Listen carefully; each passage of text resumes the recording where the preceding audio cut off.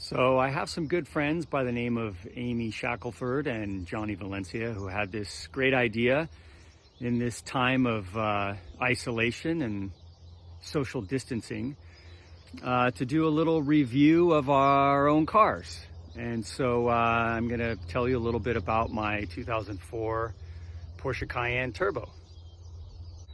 And the story behind this was I acquired this vehicle about a little over a year ago, actually. I think it was a year in February.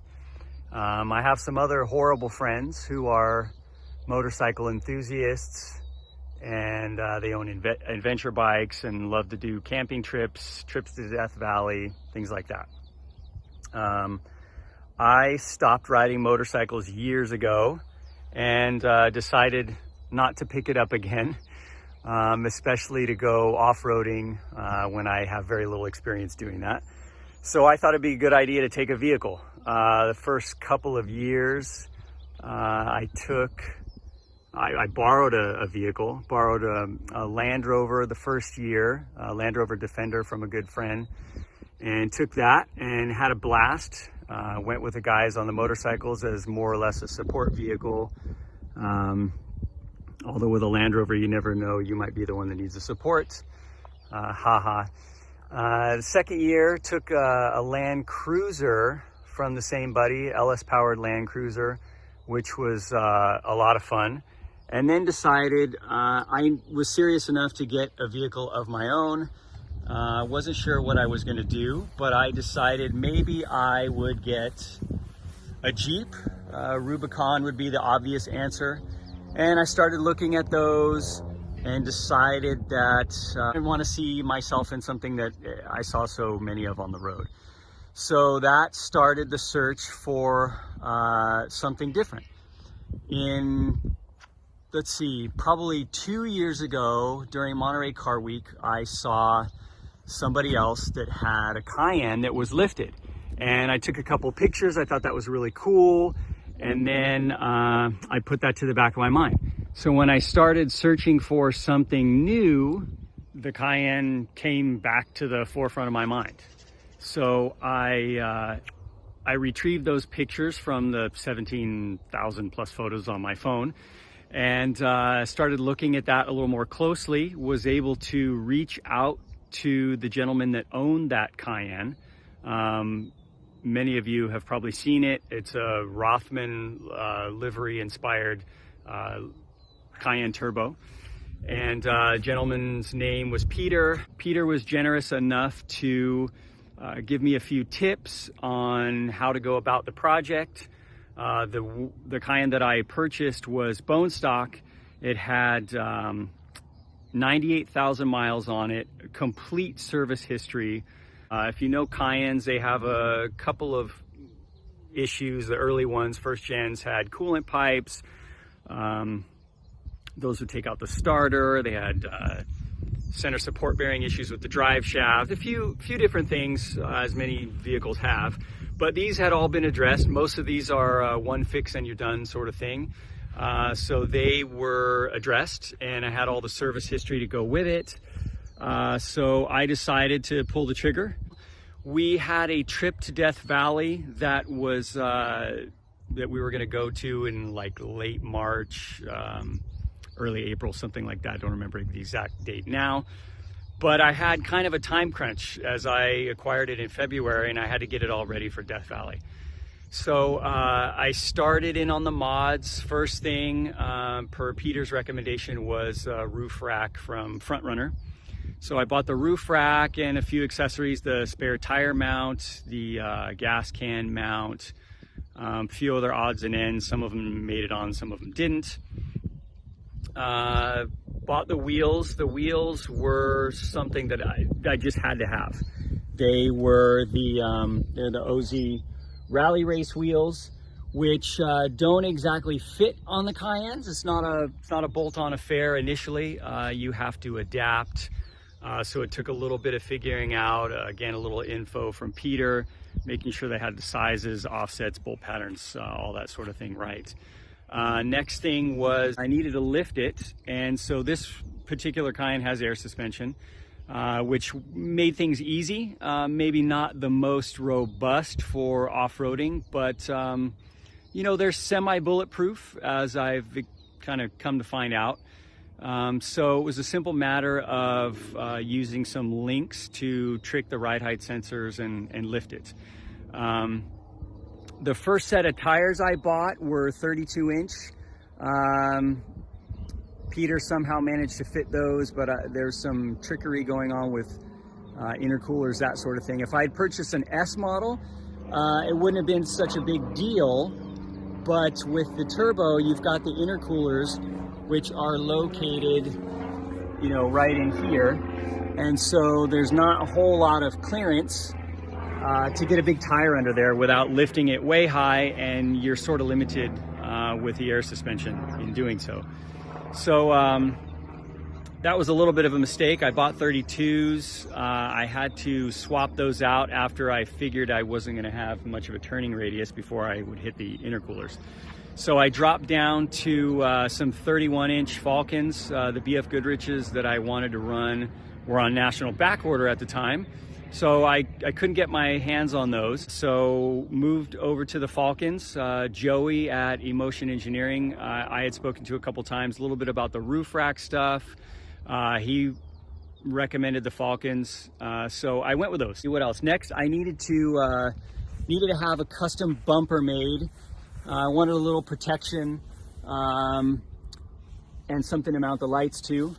Local shop by the name of Pacific Fabrication, who works on cars from all over the nation, helped me out with that. They fabbed up this custom tubular bumper, had it powder coated, made the skid plate, and mounted all the lights. Had to go with Hella's because I definitely wanted kind of the old school rally look. So Hella's were kind of, you know, a key component in that. Interior's all stock. Ended up using a Trigger 4 Plus for the light control. That's kind of a nice piece. Has a Bluetooth switch so you can power the lights on and off.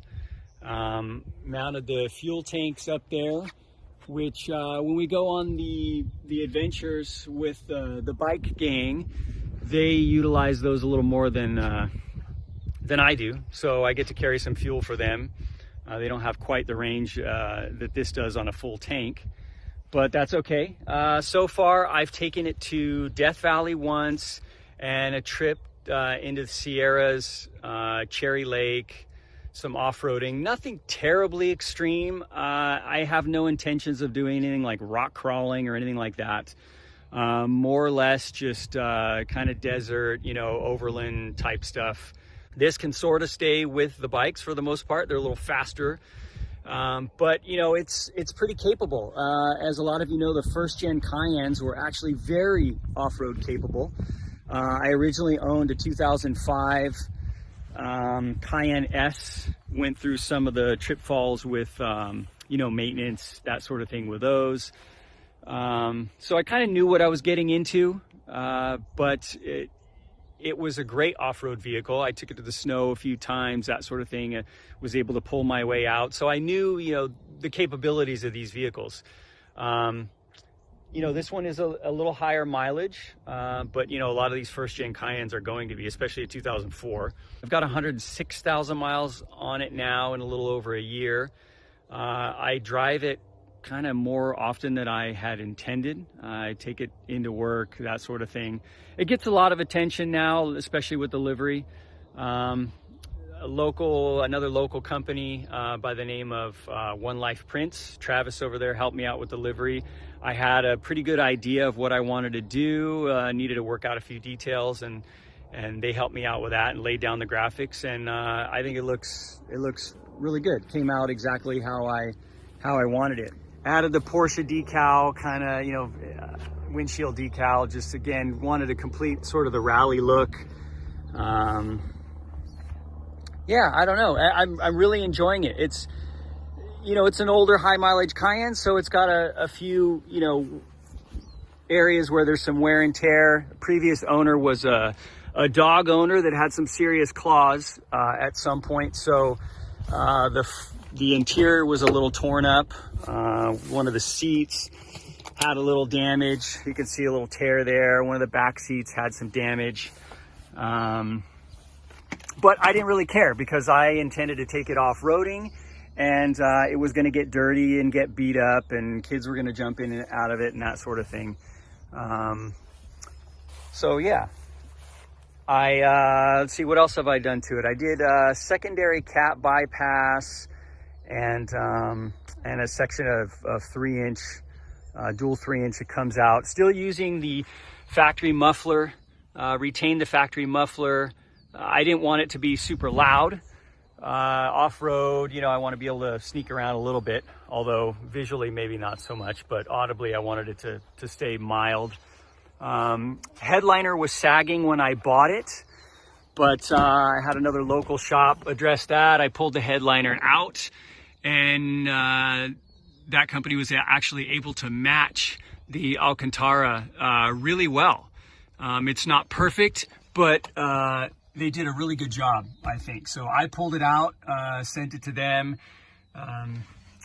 They reupholstered it, gave it back to me. While it was out, I took that opportunity to go ahead and punch a hole in the top for the wiring harness for the lighting. So that comes out. It's got a bulkhead connector. It's all waterproof, high-end stuff. Took me a little while to figure out which connector to use, but got that figured out. Got the a full-size spare up top, again with the front runner mount. It's been fairly bulletproof so far. Another recommendation from Joey was to add an extra set of mounts here in the center. He had an experience where something came loose on his, and so he recommended running the 6 mounts instead of the 4. I think that was a really good suggestion, so I went ahead and did that. Blacked out the trim here and around here. It's just vinyl, but it kind of adds to the look, I think. I trimmed down here to gain a little more clearance to the intercoolers, well, to stay away from the intercoolers. Trimmed that, probably unnecessarily at first when I ran the 32s. I don't think it was needed with these 31s, but it was already done. You can see the links kind of back in there. That's to trick the suspension. It's sitting in normal mode right now, so I can still crank it up a little higher if I need to. Didn't want to go too crazy because I didn't want to compromise the ride too much. It actually rides really well, surprisingly well. I think, you know, again, it's high mileage, so it probably could stand a new set of bushings, probably another set of struts and shocks, but it's a little bit of an expensive purchase to replace all that stuff, but I'll probably do that in the not too distant future, maybe after the next trip. But so far it's been really enjoyable. I've had a lot of fun with it. It gets a lot of attention with the livery. Again, many thanks to Peter for his help and his advice. Joey at Emotion, Pacific Fabrication for helping with the bumper, Travis at One Life Prints with the livery, and we'll see how she goes, see if she survives the next journey, and we'll go from there. Big thanks to Johnny and Amy. I think it was a great idea to do a little feature on our own cars. And we'll see what else I bring out next. Probably the E46 M3 to kind of complement Johnny's E36 M3 video. Hopefully we can get those out on track soon when all this is past us and we can get some quality track time in. In the meantime, I look forward to seeing a few other videos from other owners and see what else is out there. Take care.